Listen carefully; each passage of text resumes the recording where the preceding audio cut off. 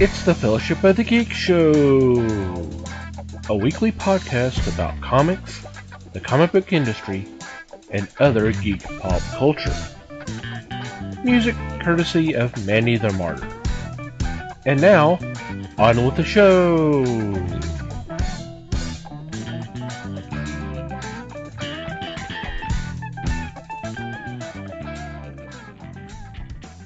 Hey there, everybody. It's the Fellowship of the Geeks podcast. My name is Thomas Schick, and joining me for this episode is Mike Marlowe. Hey, gang. And Les Webster. Hello, all. How are you guys doing? Great. Doing well, thanks. You? Groovy. Okay. Oh, my. Hope everybody out there is doing well. So what's been going on in your corner of the galaxy? Well, I had a busy weekend this weekend, so all I had time to do was finish a very short book that I had been reading for a little bit. And it is a Terry Pratchett book, because I've made a point over the last couple of years of trying to go back through and reread all of his stuff. But given all the stuff I do, it's taking a while, but that's all right, because it's very enjoyable. The one I read was Eric, and if you're not familiar with Eric, it is a very slender tome, and it is Pratchett's take on Faust, with Eric being a 14-year-old aspiring wizard who attempts to summon a demon in order to get the usual Faustian 3 wishes and all that jazz. But for reasons that I won't spoil in a 20-some-odd-year-old book, the demon, quote-unquote, I got the air quotes going there, the demon is Rincewind. And if you are at all familiar with Pratchett, then you know who Rincewind is. He is the world's worst wizard. Why he shows up as a demon is a long and complicated story that is a lot of the book, so I'm not going to, like I said, not going to spoil that, but it is a lot of fun, as most Pratchett stories are. Cool. Very good choice. I like Pratchett stuff. He can be all over the place in his topics, but he is... Oh, and that's half the fun, too. Yeah. I mean, most of his books have like a main theme, and then there's just stuff here and there kind of just squirreled away, and that's half the fun for me, is piecing all that together. Woo! I highly recommend Pratchett. Did you read his final book? No, I don't think so. No. Yeah, that's tough. That was a tough one. That was not your typical Pratchett book, but it was very fitting given that it was his last, and he was pretty sure it was going to be his last. Oh, and I am drawing a complete blank on what it's called. But anyway. Oh, The Shepherd's Crown. That's what it was. Okay. It is a different kind of book. It's definitely, if you're a Pratchett fan, it is worth reading. And not just for the sake of completion, but also because it's good, but it's different. Have you read Robert Asprin? I have read some of his stuff. I have read a lot of the myth books. Okay. Is the majority of Pratchett stuff, I've only read a couple, but is the majority of it similar to Asprin's take on humor? That's a tough one. I'm going to give a highly qualified yes. Okay. In the sense, and I mean no disrespect to Robert Asprin, but comparing Asprin to Pratchett would be like comparing your average mystery writer today to Hemingway. Okay. And I mean average. So it is similar, but Pratchett, no offense to Robert Asprin, Pratchett does it way friggin' better. Okay.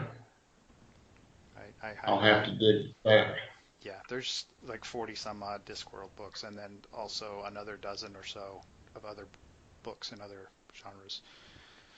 I have yet to read one that I wouldn't recommend. Was Pratchett the author of I'm trying to think of one of the titles.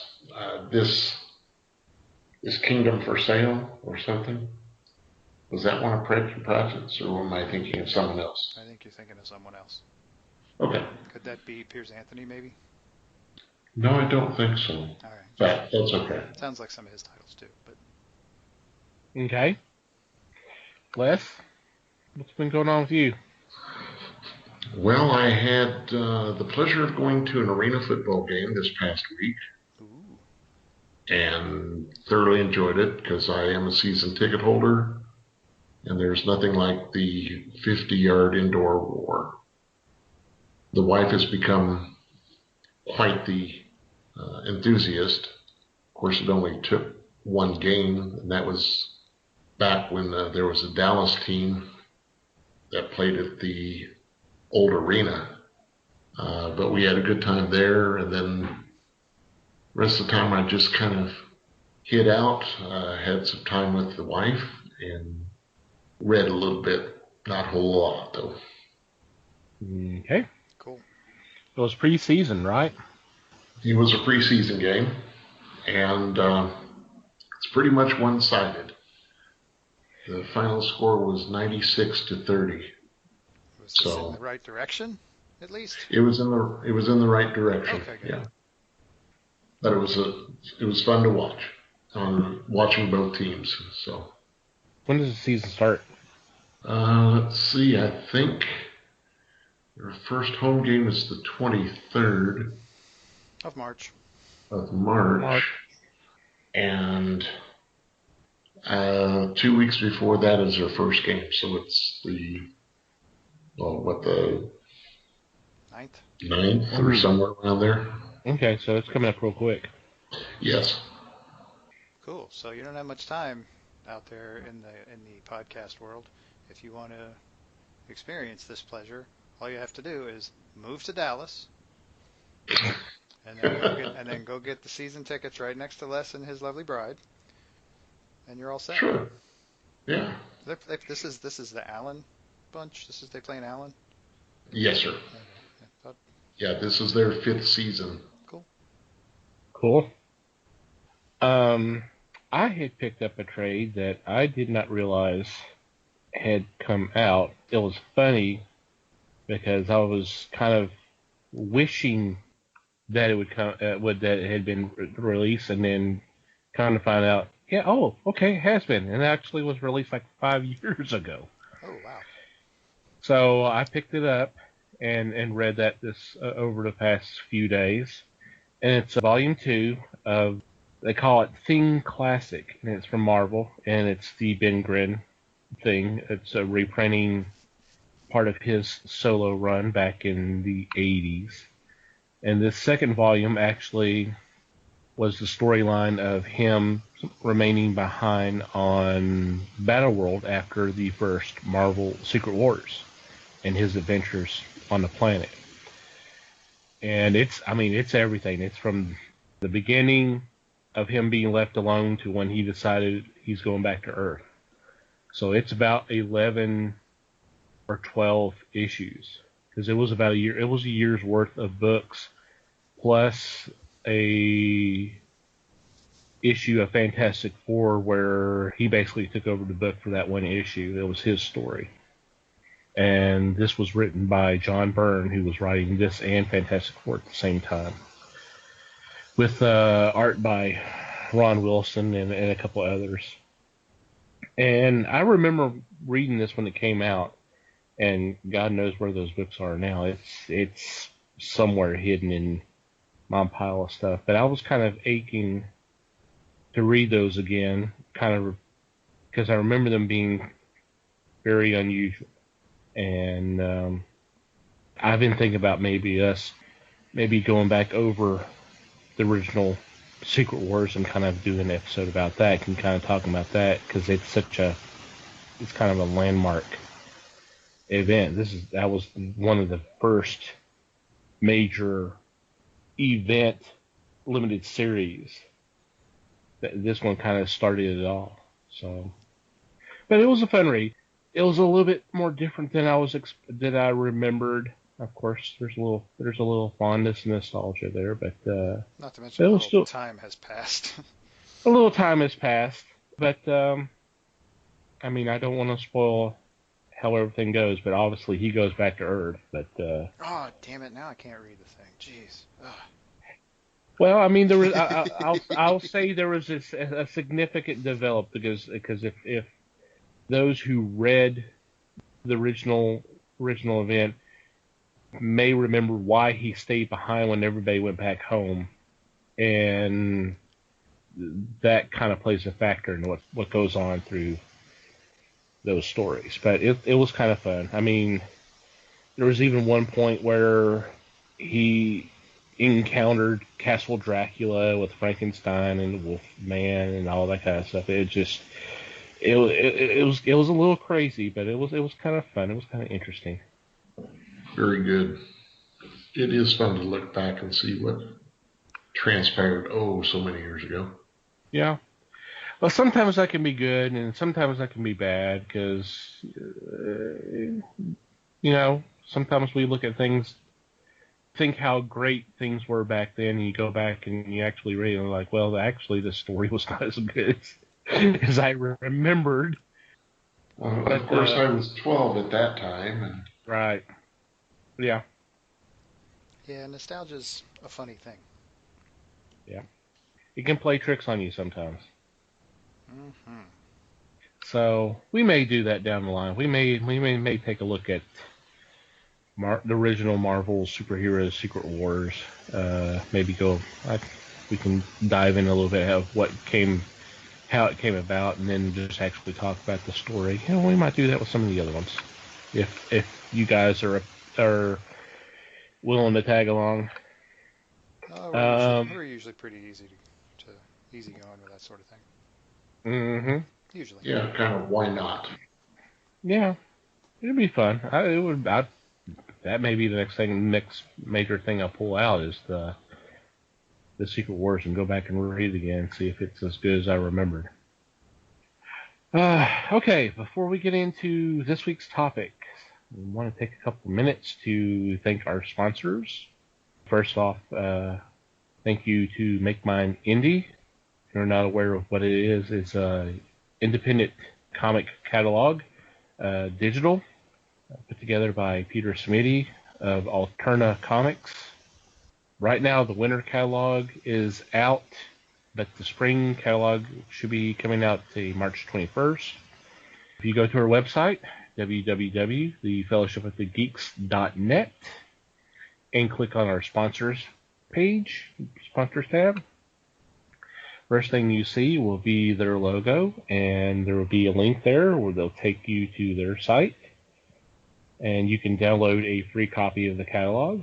It's about 138 pages of previews, reviews, interviews, and a lot of good stuff of books that you may not be aware of that's out there. I know we weren't until this little catalog came along, so it's a very nice tool to find something different that and a lot of books, a lot of stuff out there that deserves to get exposure. So this is a really cool tool. And I also want to thank Things from Another World for being a sponsor of the Fellowship. Right now, the deals they are running are their other evergreen deals, which is 40% off of comics, statues, toys, and merchandise, 30% off of pre-order manga titles, and the 50% off Nick and Dent comics. So if you scroll down on their sponsors page, you'll see a couple images. You click on those, they'll take you to their website. Let them know that we had sent you their way, and take advantage of some of these great deals. Mm-hmm. Alrighty. It is that time again. It is a time for our quarterly look at what is available on Kickstarter. The responses we have got from the first 2 episodes have been very nice, and we appreciate that, and we're glad that we are shining a little light toward these projects hopefully getting them a little noticed and giving them, hopefully increasing their chances of being successfully funded. I like to hope that we're helping out in a little bit. May not be a great help, but hey, every little bit helps, right? Absolutely. And it's a lot of fun for us too, because Yes. again, it gets us a chance to go look and see who some of the up and comers are, and who's out there doing stuff, who's out there making comics on their own and Mhm. doing their thing. Well, once again, it's a chance to look at something that is a little different, a little out there. It's just something fresh, which is always good. Hmm. So I believe Les is leading off with a choice, right? Yes, sir. I found a comic called Monsters and Other Scary Just say uh, it. Just say it. It's in the title. Just say it. shit. Yep. Why were you concerned about that? I don't like to use that stuff on podcasts. Oh, it's In fine. real life, I use it every other word, but this is by Russell Nohelty, and what he's done is he has collected 30 stories by various writers and artists, and made it's going to be a hardbound edition. I believe they have met their numbers, or they're close to it at this time, but it's fascinating stuff. They have a preview of one of the stories called Go Fish on the Kickstarter site. And just reading that is fun enough to get me to send them money.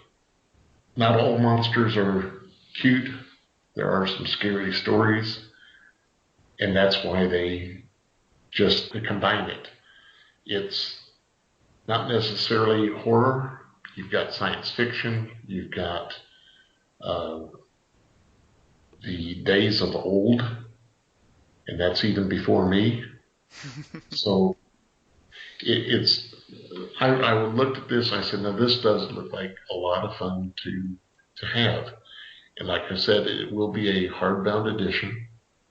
And what he's asking for is the money for the printing to get it out to the public. So I recommend this one just because it looks like it's a lot of fun. Cool. Yeah. And honestly, this was on my list too. Woohoo! And yes, Yeah, but it you, has made goal. Yes, I have enough to cover. yes. In fairness, you had a lot of picks. Yes, I, I got a little carried away. Hey, that's all right. That's all That's all right. Like I right. said, yeah, this one looks really cool. Okay. I'm glad you spotted it too, Mike, because I just had a feeling about this one. I think this is going to go somewhere. Yeah, I like that. What I like about this one is the variety. There's just stuff from. I mean, it's all has the monsters is the recurring theme, but there's so many different ways to approach that, and this covers most, if not all of them, and so that's just cool. Very cool. Mikey, actually, you're up next. I'm up next. All right. My first one is probably not going to come to as much of a surprise to anybody who pays attention to the website, because I reviewed this a couple weeks ago. This is a book called Modern Animals, and it is being done by a group called Fifth Dimension Comics. A couple of guys, David Brown and DNS, are a writer and artist. And this is a 72-page graphic novel about a couple of guys who are working on the fringes of the porn industry in the 80s, and who, due to circumstances at least mostly beyond their control, have what we'll call one hell of a night. This is a very this is, This is not the darkest book on my list, but it's dark. There's lots of drugs, lots of violence. This is not a kid's book. But I've seen and talked about these guys' work before, and it's a lot of fun. I have seen more of this book than is on the Kickstarter page, and it is entirely worth picking up. You can get a soft cover copy of it for as little as $15, and it's still got, by the time this drops, about a week and a half to go. So, and it has made goal already, so it is going to happen. I believe there was even a stretch goal that will add pages to the 64. So, but yeah, it's a lot of fun. A couple of drugged up losers in LA in the 80s, which is saying something given the era of excess that the 80s was. Having an adventure. Woohoo. Sounds pretty cool. Does it look like it's an autobiographical, or is it? Wow. Hey, I think that's a decent question. No, it is almost certainly, and I mean, we can ask David, but it is almost certainly a work of fiction. Okay. I do not, I don't know for sure, of course, but pretty sure it's a work of fiction. Okay. Hey, I said a word earlier, so I've got to just start standing my ground now. Hell yeah, might as well have fun with it. Mm-hmm. Alrighty, for my first pick, I'm going to make less uncomfortable by saying it's from Colton Sorrells, Transmigrant Interdimensional Taxicab Service Number 4, or for short, T.I.T.S.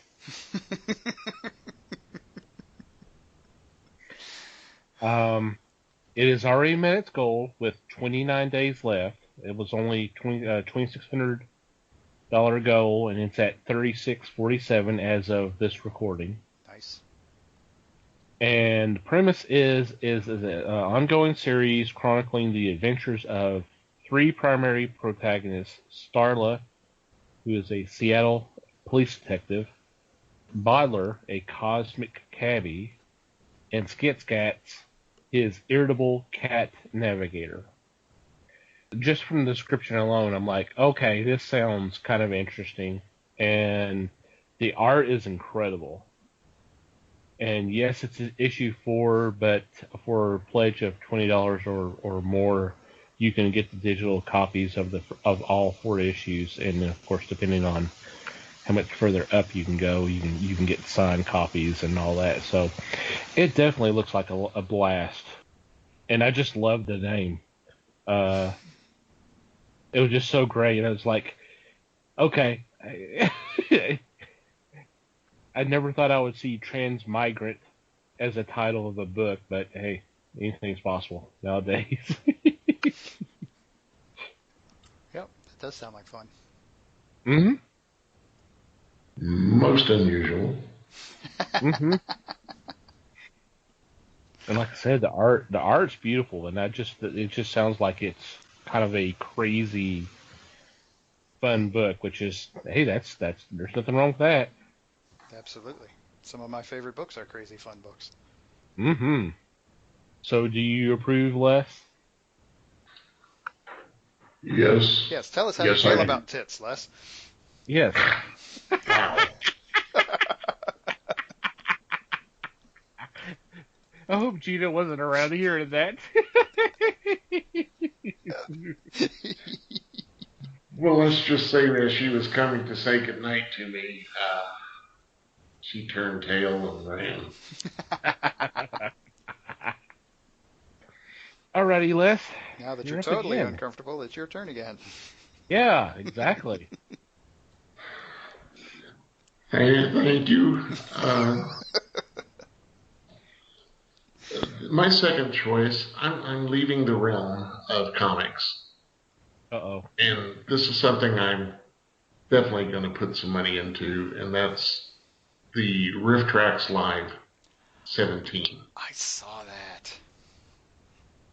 And I know of the first two movies, Samurai Cop and Beach Party, but they are, for their August showing, they have a mystery movie. They're not allowing anybody to find out what it is. And I think that's funny. I think that's just at that realm. I love Rifftrax to start. And to see one of their live performances is worth every penny, because you do feel like you were in the audience at the theater site that they broadcast from. It's so much fun just to take it all in. If you go to their Kickstarter site and watch the promotion, that's well worth it. If you scroll down, you'll find a 10 years section which shows clips from various movies, and they're very funny responses. And they have met their goal. No, they're still short. They're about $60,000 short of meeting their total. But I got a feeling that's going to disappear very quickly.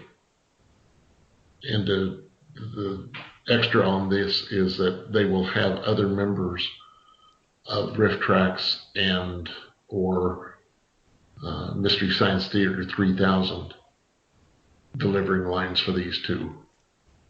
So I've got a friend who gave last year year before, to make their goals, and one of his prizes was tickets to the live performance in Minneapolis, which he and his wife attended. Wow. And then they made a film of that, and as I'm sitting in the theater with he and his wife, they appear on screen. So I'm going, oh, this is too cool. They had one of those crowd shots. So I'm going to turn around and toss some cash at this one. I feel like I can't go wrong with it. Absolutely not. Cool. Yep. Last as always. Yep. I spotted that the other day, and I was like, ooh, I could mention that. And then it slipped my mind, and I was coming up with the list and didn't think about it again. So I'm glad you got it. Yep. Don't. Yeah, it's not like you were hurting for picks there. No, right. Exactly. Speaking of which, you're It's my next. turn again. All right. So my next pick is, and like I said, my picks tended a little dark overall. Not 100%, but a lot of them are dark. The title of this one is Kingdom of Blood. It is by Robert Geronimo, and it is a 64-page graphic novel, which it is described here as steeped in dark fantasy and horror, which, given that title, it's not real surprising. But this story follows a group of three sisters who are attempting to stop a hidden, terrifying evil. There is an evil, nasty army attempting to wipe out mankind, and these three supernatural sisters are the only thing that can stop them. And the art is it's a very interesting style. It is actually, and it is kind of reminiscent, if you're familiar with like the early pencil art in some of the early D&D books. It's very reminiscent of that, and in all the best ways. I mean, some of the stuff in the old D&D books is crap, but this is very reminiscent of some of the best of that art. It's the pages they have on the campaign page are all black and white, but they're very. I'm actually a bit of a sucker for black and white art, so it's kind of right up my alley, and it looks very cool. It is. By the time this drops, it'll still have more than 2 weeks left to go, and it's, I shouldn't be trying to do math in my head right now, but it's about, I don't know, 30% towards the goal. So it's got a ways to go, but it looks pretty good. Very nice. Yep. That sounds like something you would pick. Doesn't it, though? Is this a musical? I actually have not watched the promo video, so I don't know. There may be some music in it. Who knows? Could be. It could be. Swords, magic, monsters, and blood. Woohoo! Doesn't say there isn't music, so, you know. Yeah, you never know. Could be. Okay, pretty cool. My second choice is from Evolution E-Zone. It's Delilah Blast, #1. And fortunately, I picked another one that has already met its goal. The goal was for 2150, and it's, as of recording, it's 3827.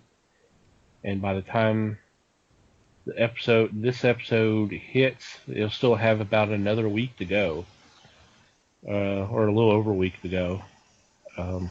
This looks like another fun book. It's about this girl. She's called Delilah. She is a half-breed.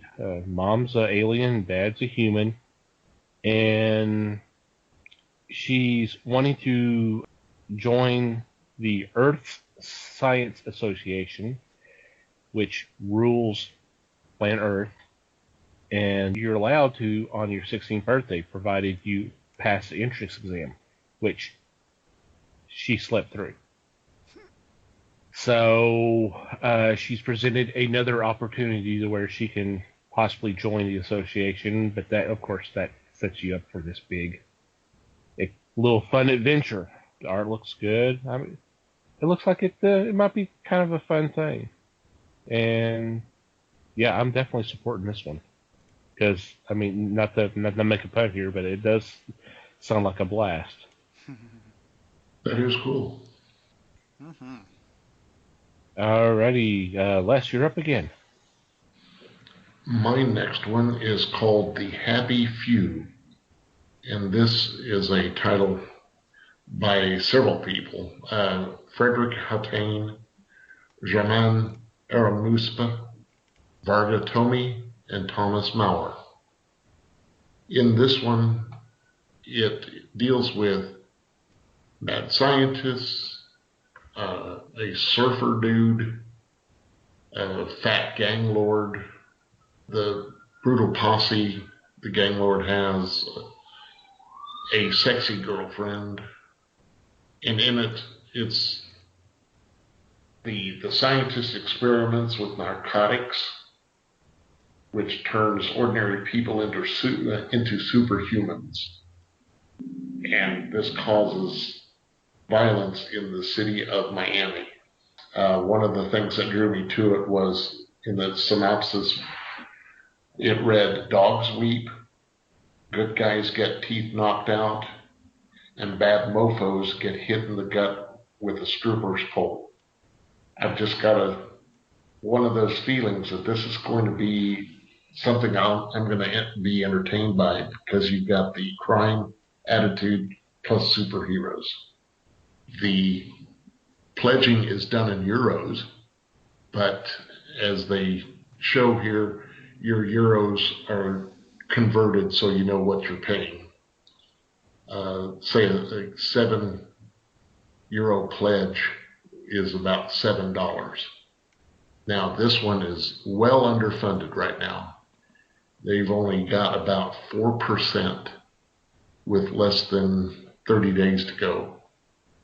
So it's going to be tough to get this one up and going. They're looking at about 14,500, and they have under 700 right now.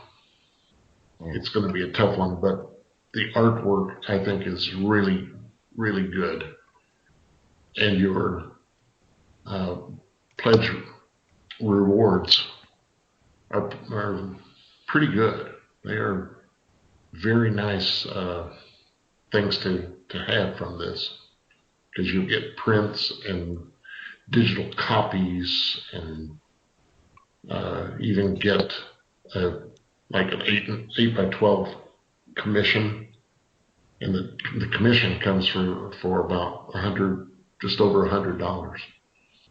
I think that's viable right there. So I've got a feeling that I would like to take part in this one. Very cool. Nice. Mikey. Okie dokie.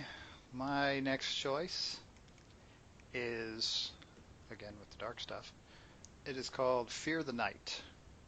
And this book is actually an anthology of Irish ghost stories in comics form.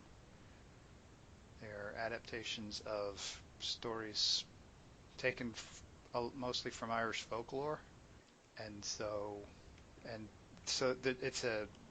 going to be a pretty wide range of the types of stories that are involved.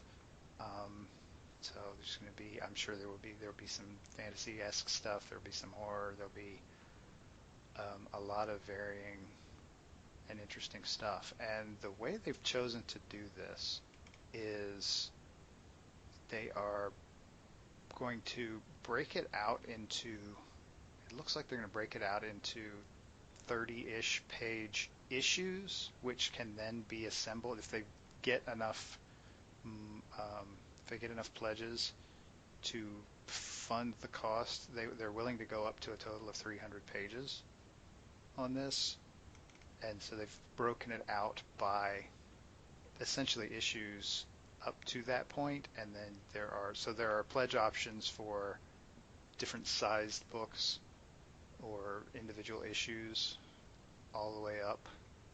Their initial goal is essentially for the first book, which is like at 3,600 euros, and they're open to go. I mean, the 300-page hardback is if they manage to pull down 34,000. And this is right at the beginning. I caught this one pretty early on. As of recording, there are still 30 days on this, so they've got some time. It hasn't moved real fast yet, but like I said, it's only been up for a little bit. But there's the idea. These anthology books always interest me because a lot of times you get a slew of different writers and a slew of different artists, so you get exposure to a lot of cool and interesting stuff, some nice variation, and often some really pretty stuff, some really pretty art. And the pages that they've got on this campaign page, a lot of them are really beautiful. So if you're into Irish ghost stories, or ghost stories in general, and want to see some comics made of them, this is your book right here. I really like that idea. I think that is something to really look into. I checked this one out as well, and I just didn't pick it because I figured you would, and obviously I was right. But yeah, it was very interesting. Yeah, there's very cool stuff. Very cool stuff. And I will, since Les's last one also was listed in euros, the one time that I backed a book that was listed in euros, I will warn. Well, I say warn. It's not a warn. It's just a heads up. When the charge went through, I did receive a charge from my credit card company of 95 cents for conversion. The conversion, yeah. Which, not right. a big deal in my opinion. But if it's something, if an idea, just so you know.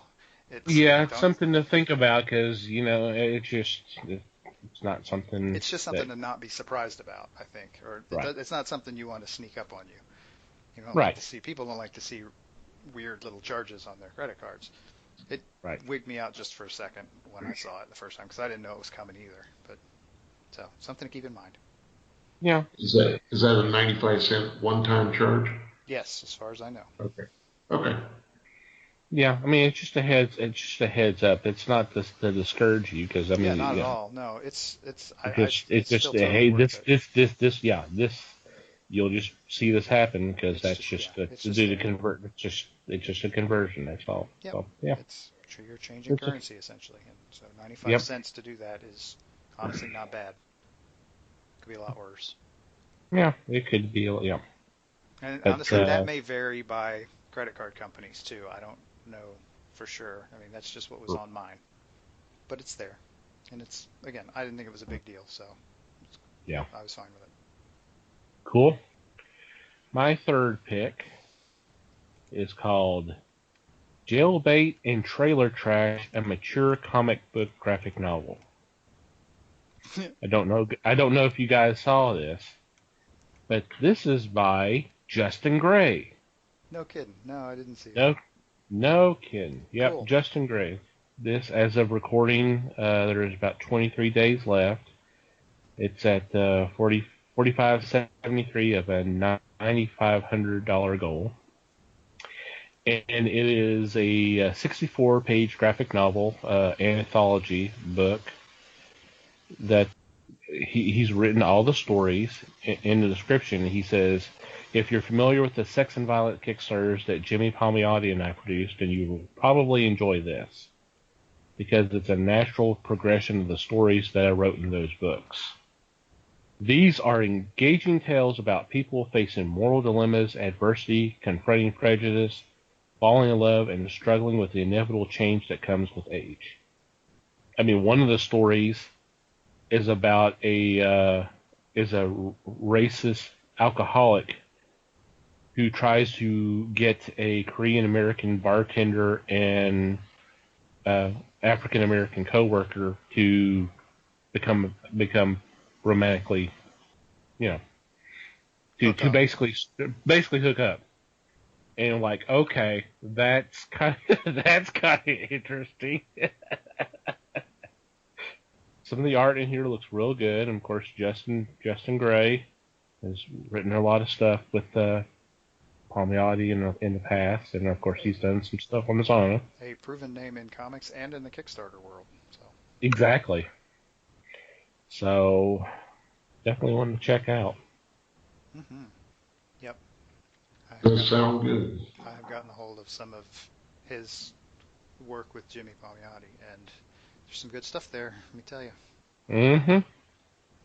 Alrighty, Mike, I know you have a couple others. Do you have any others, Les?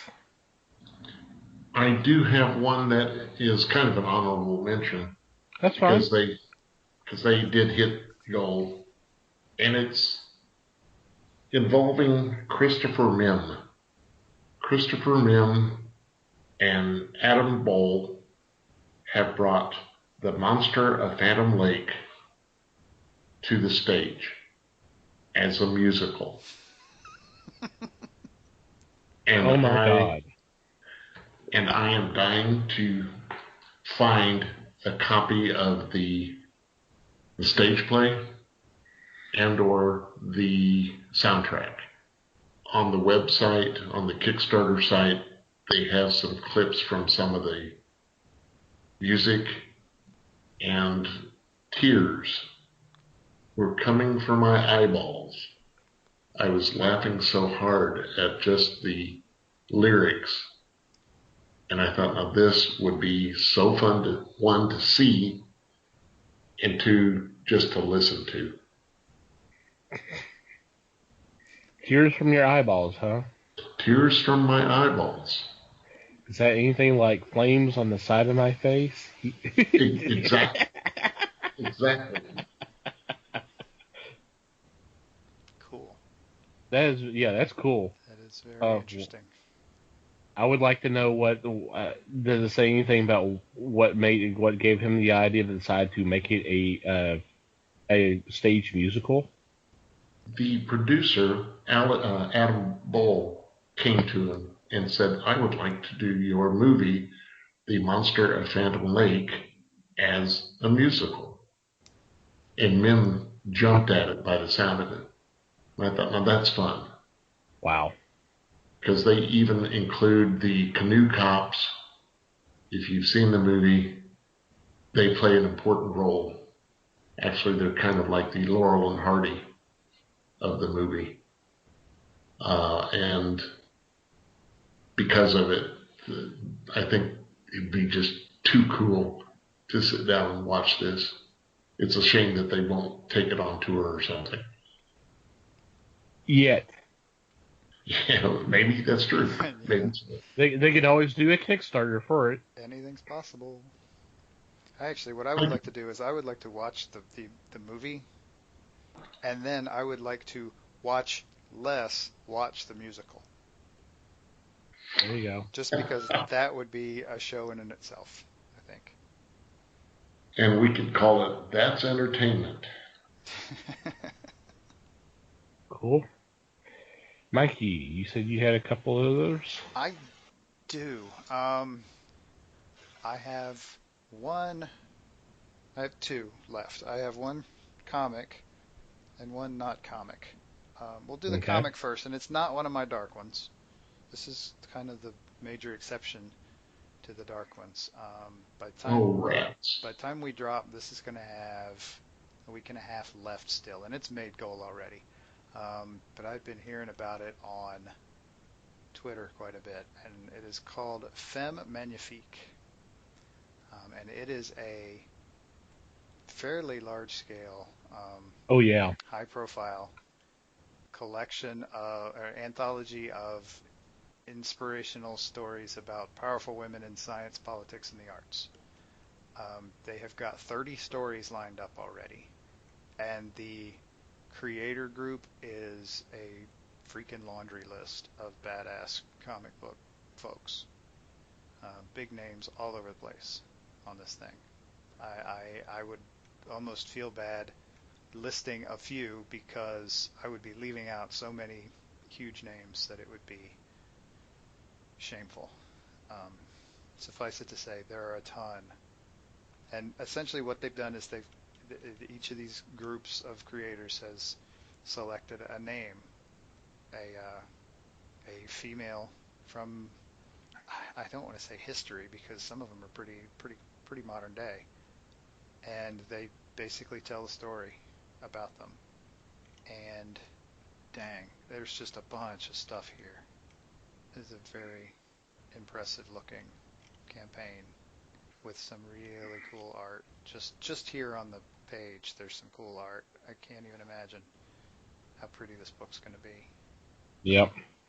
I will mention one name off this, and in fairness to everybody else, I don't mean to discredit them, but it's being edited by Shelley Bond, Yes. who I am following on Twitter, and she has been promoting this big time. And for those who are not aware of Shelley Bond, she used to be she was a former editor of Vertigo Comics, big name. Yeah, I can't believe I overlooked that one. I knew it was there, but I didn't have it as my picks, and I feel bad about that. But I'm glad that you brought it up. Yeah. And oh man, I kid you not, it lists the creative team, and boom, 2, 3, 4. I scroll down 5 times, and it's just a list of a ton of the people in comics that are. I mean, oh man, it's just unbelievable. It's a Some of the very people impressive involved. list. Yeah. Some of the people Extremely. involved. It's crazy. But anyway, so yes, check that out. You've got time to get in on that. The other one I have, and I already dropped a coin on this puppy earlier, and it's already made. It is, like I said, this is not a comic book. This is Elder Dice. It is sets of Lovecraft themed dice, and each of the sets comes with a magnetic box to store it, and they're just really cool. I mean, if you play any role-playing games at all, it's your basic set of D&D dice, the D20 set. The difference is it's got 3d6s. Most sets have 2, or actually a lot of sets only have 1. But And they're just some really cool designs. They're just really pretty designs, and it's just a nice.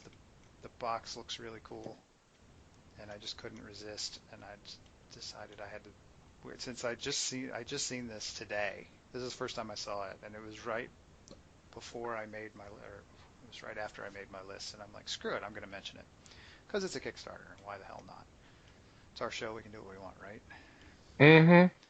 So, check it out because they're actually, I mean, for what it is, each set is reasonably priced, and you can actually for a also reasonable amount, you can get all 3 sets and all stretch goals that happen. But it's still pretty early. In fact, I think I say this. It looks like today is the first day. Today being the Tuesday before we drop. So there you go. Check it out. If you're a gamer, check it out. There's some really pretty dice here. And like you said, cheap for all 3 sets. Well, reasonably priced. I mean, for what it is, it's reasonably priced. I'm not gonna say it's cheap. I mean, Lord, you could just go buy a set of dice for what do they charge now, Tom? For like a set of D&D dice, they start at like $6 and go up. Yeah, I mean, to buy one set of these with the box is $19. That's not bad because we can sell sets of dice for $13, and you're talking about just a glass little containers, not a not a glass. It's plastic, isn't it? Yeah, plastic. Yeah, plastic. I mean, yeah. But yeah, I mean, you're talking about a nice box for it to be in. Your dice. Yeah, magnetic closing thing on it. It's Oh God, yeah. It's very cool. And it looks like an old dusty old tome. Very cool. That totally very impressive. Totally geeked out when I saw it. I bet. I saw it on Facebook and I'm like, oh shit! And I reposted it. He's like, I gotta remember this. And it's funny because it was the Cthulhu fan page that I saw it on. Not only did they like my repost, but then the creator, David LaRocca, also liked my repost. But anyway. Woohoo! Very nice. Yep, very pretty. That expansion set is something else too. The top dollar is reasonably priced for what you get because you get the additional dice. You get from the set of all 3 dice. If you go up to the next level, you get an additional 30 dice or close to it. Yeah. 24 dice. You get an additional 24 dice to play. That's a lot. Mm-hmm. It's a ton of dice. And all 3 boxes. Very cool. Very cool. Alrighty. So, Tom, did you have any more? No, I'm good. I think we are all good, I guess. Les, do you have any more? None here, thanks. Alrighty. There are, of course, a ton more out there on Kickstarter. Yeah. Go check them out. There's way too many to keep up with, but definitely go, and not just Kickstarter, but Indiegogo and others. So yeah, go check. Alrighty. So I guess we will go ahead and take a break, and when we come back, we will do our weekly picks.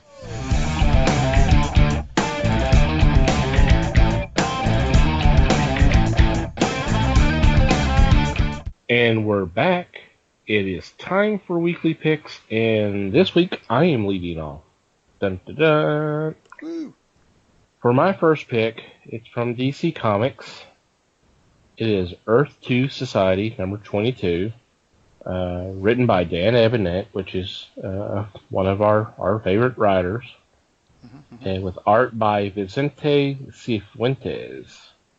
And I picked this one because this is the final issue of this run, and I believe this will be the last time we see this version of these characters.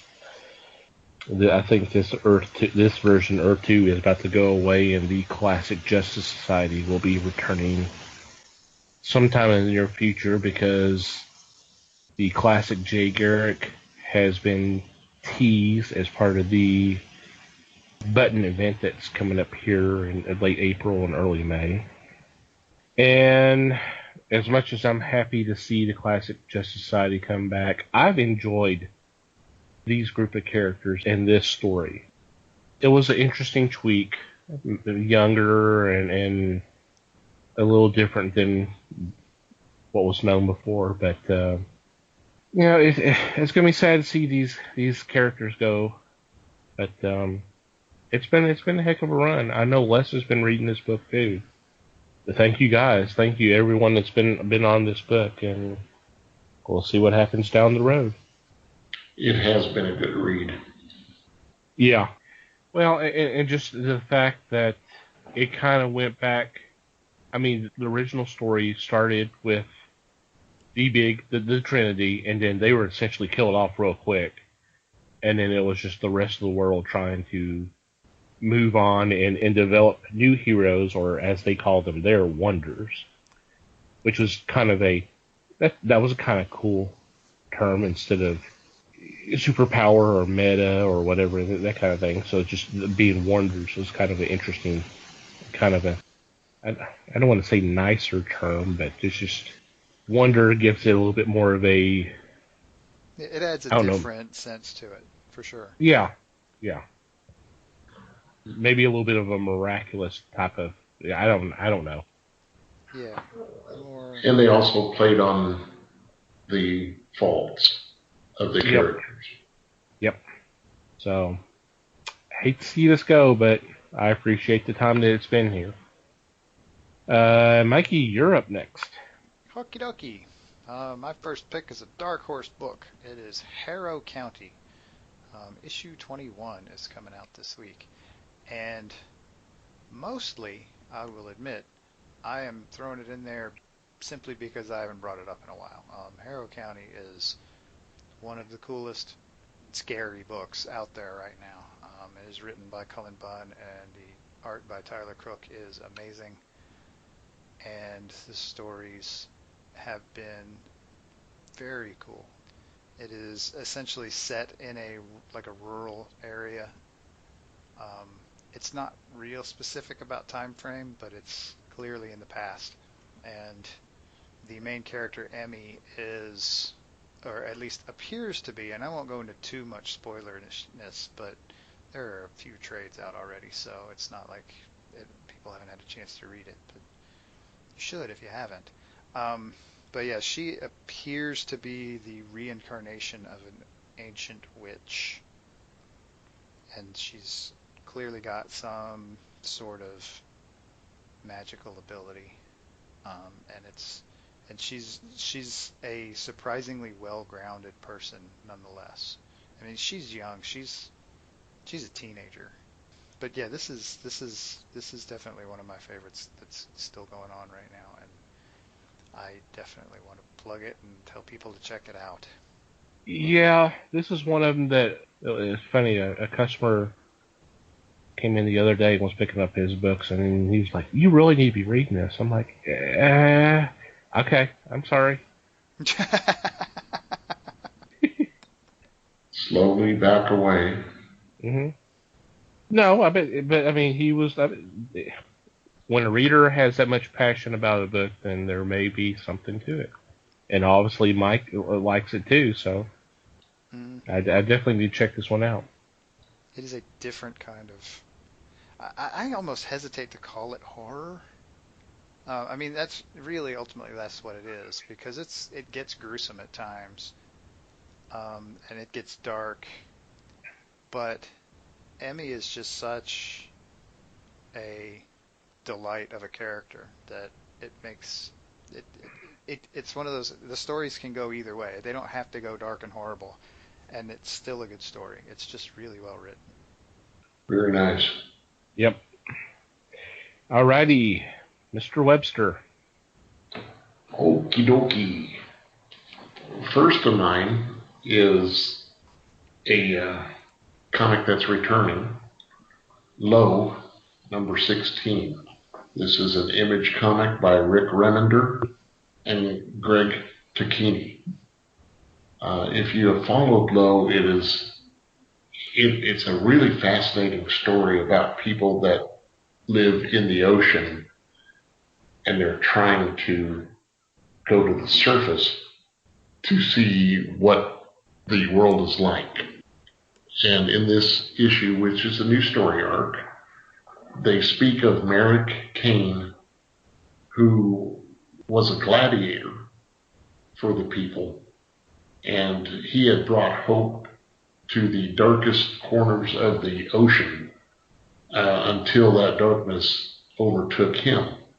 In this new story arc, a hero rises from the fighting pits of Poruma to carry on Merrick's legacy. If you haven't read this, be sure to pick up the trades on it. The artwork is spectacular, and the storytelling is very strong. Because of this, everything fits together real well, and that's where I'm going with this. And I am a subscriber to this one, so I'm ready to see it in my pull box next week. There's a lot of really interesting world building in that book, too, which is why, like you said, if you want to pick it up, start at the beginning, because it's going to take, it's one of those, I don't want to say it's going to take some getting used to, but the world is different enough that, honestly, it will take a bit of time to kind of get used to it, to get comfortable with it, to kind of understand everything. But I've read bits and pieces of that book, and it's really good. Okay. I am up next. And for my second pick, I've chosen from a new publisher called Black Fox Comics. And it's called IT, Secret World of Modern Banking and Banking. And the reason why I said that again was before broadcast, a little behind the curtain. I may or may have not said baking instead of banking, but who knows. This is written and illustrated by Scott McDaniel, and that name may be familiar to you out there. He did a run on Batman, Detective, Daredevil. Most recently, he was on the start of Static from DC during the New 52, so I don't think he's done anything in a while, so this is his story. And what is it about? It's about this IT guy who works for a particular banking corporation, and he finally realizes exactly what kind of power he wields just by all this information, but also realizes that some of the information he has potentially to access could cause him to be hunted, or he's on top of the world, but he could be number one to take down, that kind of thing. It sounds like a very interesting. It's definitely a different story. You don't hear. This is not one of them that come along ever so often. So I think that's what really intrigues me. Is It's not your typical comic story. It's not your typical comic story, and I think that's a plus. Yeah, could be interesting. It could be very interesting.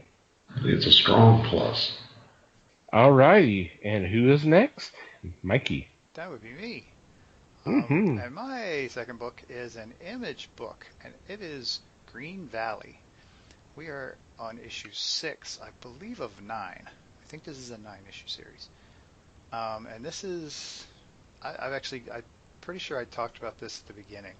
And I hesitate to say it's starting to get good now, because it has been good the whole time. But what we're doing now is we're getting to a point where some revelations are starting to come up.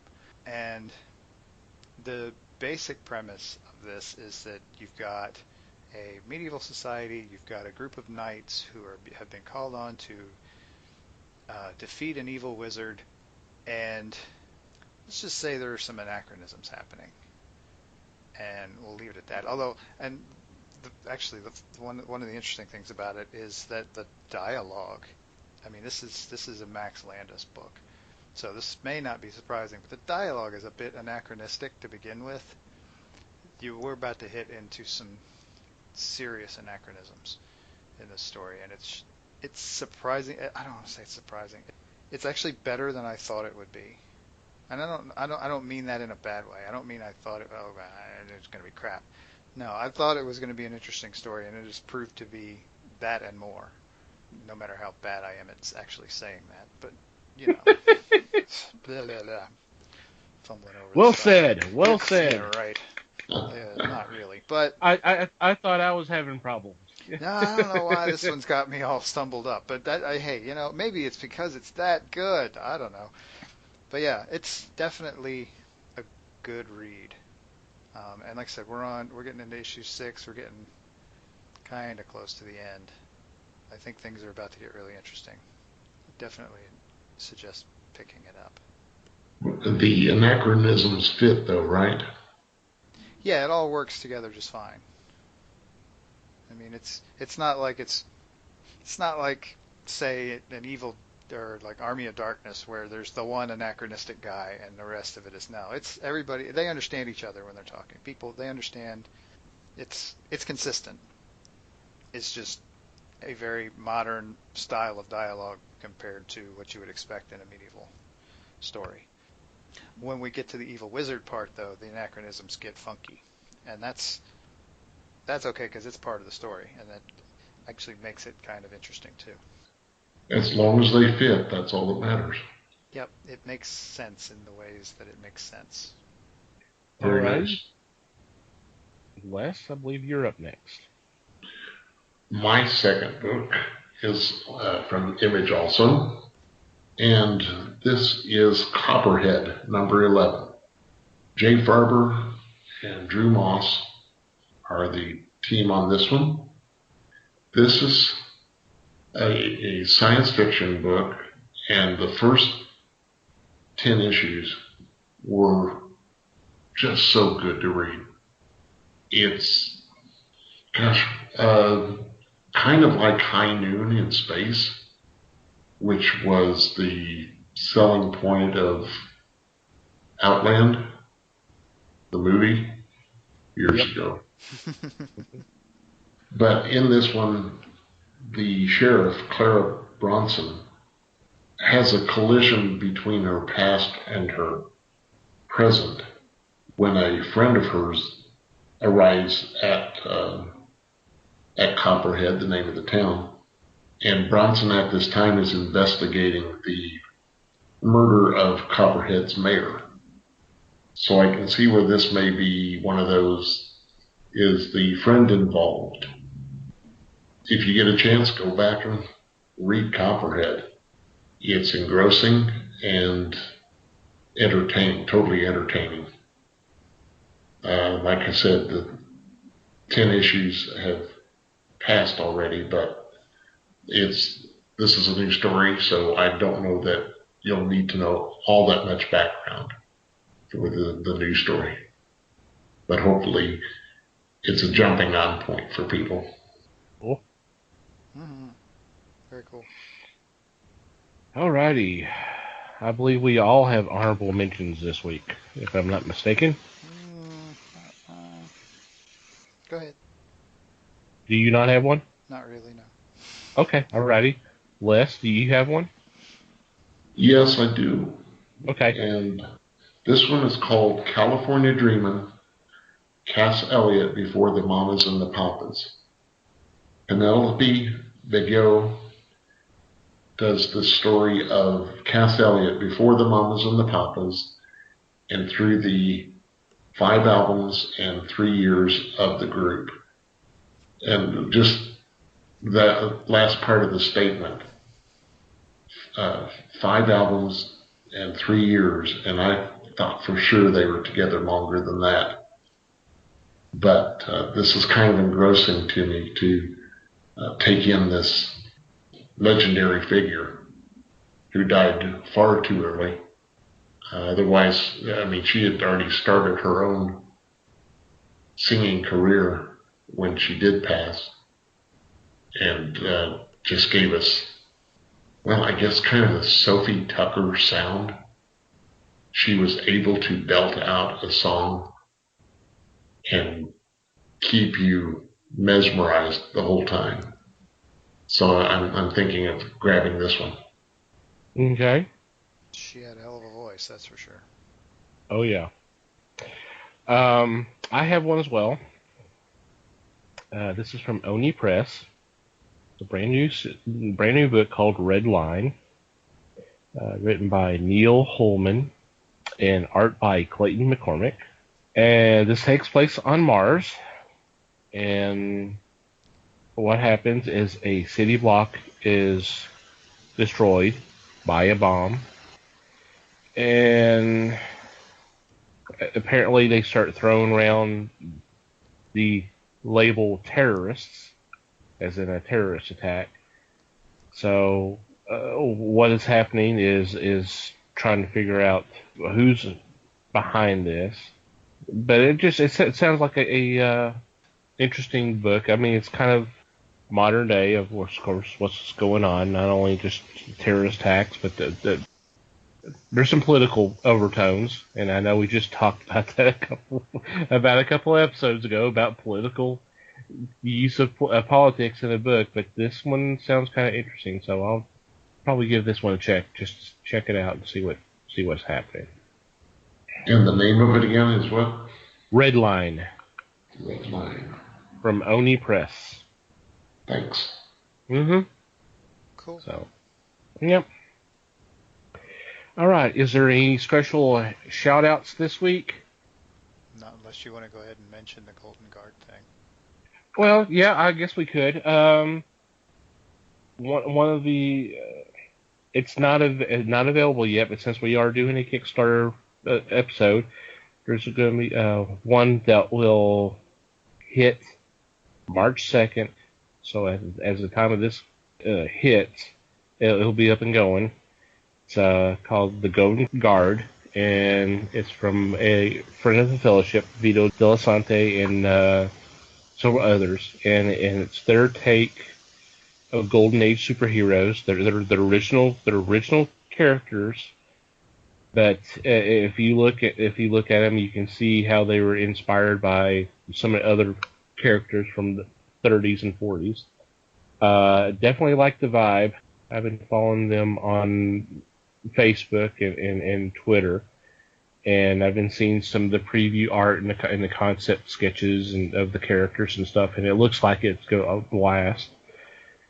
So it's going to be kind of a Justice Society invaders, World War II kind of superhero team. So it sounds like it's going to be a blast. So shout out to them. And of course, that'd be one that I will support once it goes live. But any other special shout outs? Not this week. Okay. Nothing here. Okay. Well, we'll just go ahead and do our regular shout outs. First off, Maddie the Martyr for providing us with our credits music. Great group of guys, great musicians. You go to our website, www.thefellowshipofgeeks, and go to our podcast page.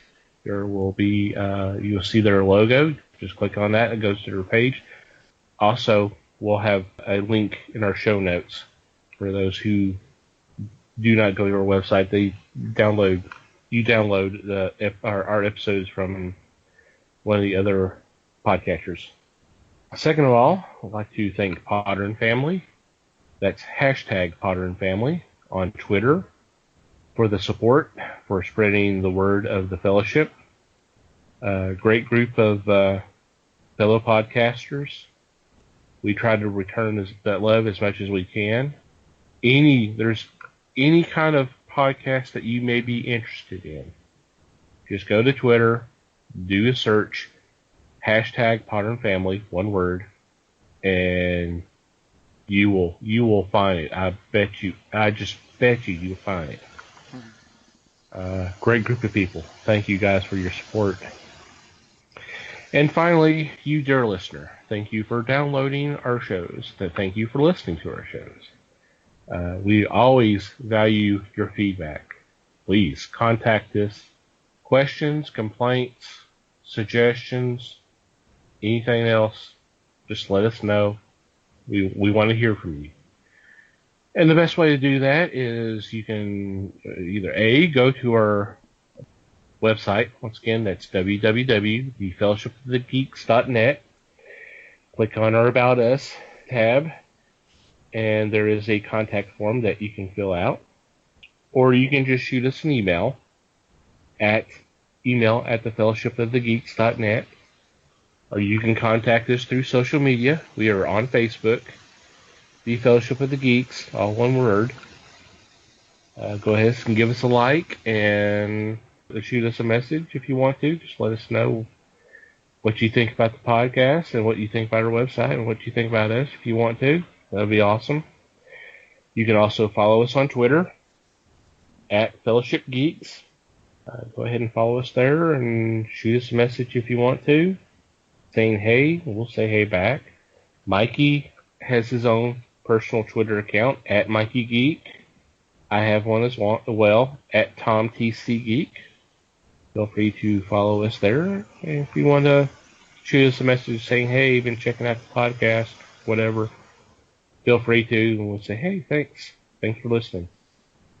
And wherever you download our episodes, whether it's iTunes, Google Play, Stitcher, or if you listen to us on YouTube, if you could, just go ahead and rate our shows, whether it's thumbs up, thumbs down, stars, or whatever rating system they have. And if you have additional couple of minutes, a review would be nice. It would be, just let them know what you think about our show. Anything else? Did I miss anything? I don't think so. Question of the week. Oh, yeah. Oh, you didn't really forget it. I'm just throwing it in here. Right. How do you feel about cursing in podcasts? Do you think it's something that should be avoided, or do you think it's just bullshit? Hell no. Also, speaking of questions, we are accepting questions for a future episode of where we'll do nothing but answer your questions. If you have something you want to shoot our way, we may use it and we will give you credit. We will say your name and say thank you for sending us a question. So feel free to send those our way, and looking forward to that. Yep, it'll be fun. Mm-hmm. Anything else? Just thanks, everybody. Thanks, folks, and don't let them back the truck over me too many times.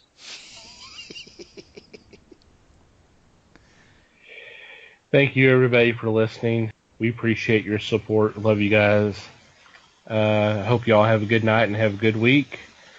Until next time, read more comics and support your local stores.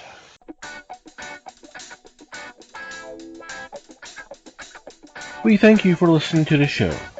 Comments, suggestions, and questions can be sent to email@thefellowshipofthegeeks.net. You can follow us on Facebook at The Fellowship of the Geeks and on Twitter at Fellowship Geeks. Until next time,